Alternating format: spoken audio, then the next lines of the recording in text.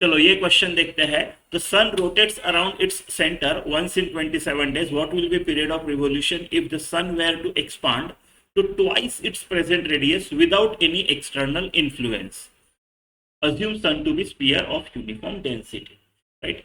तो सन पहले के केस में उसका एक्सपांशन होने के पहले, राइट, उसका जो टाइम पीरियड था रोटेशन अराउंड इटसेल्फ का, वो है 27 डेज।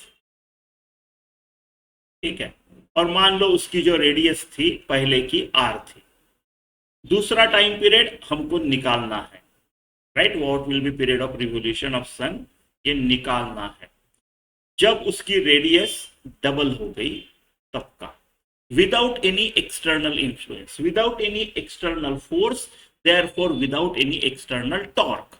अगर एक्सटर्नल टॉर्क नहीं है, राइट, तो मैं एंगुलर मोमेंटम कंजर्व कर सकता हूं, राइट। अब फोर्स नहीं है तो टॉर्क तो जीरो ही होगा ना, एक्सटर्नल, राइट। उल्टा हो ना हो बोल नहीं सकते हैं, राइट। टॉर्क जीरो हो सकता है लेकिन कोई फोर्स हो सकता है, बट अगर कोई फोर्स नहीं है तो टॉर्क जीरो होगा।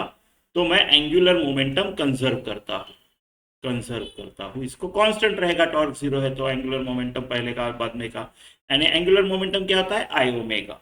तो I1 omega 1 equal to I2 omega 2, इस चीज का यूज करूंगा। ठीक है।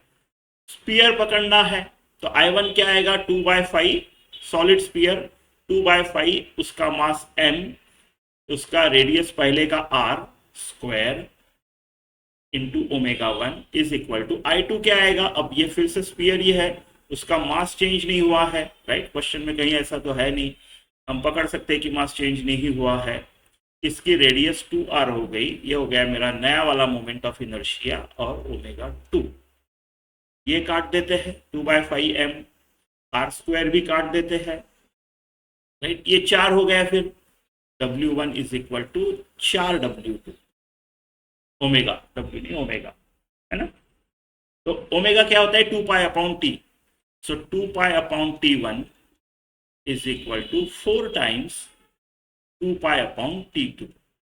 2π काट देता हूं, राइट। जो मेरा T2 है जो कि हमको निकालना है, that will be 4 times T1, यानी 4 टाइम्स 27 डेज, यानी 108 दिन।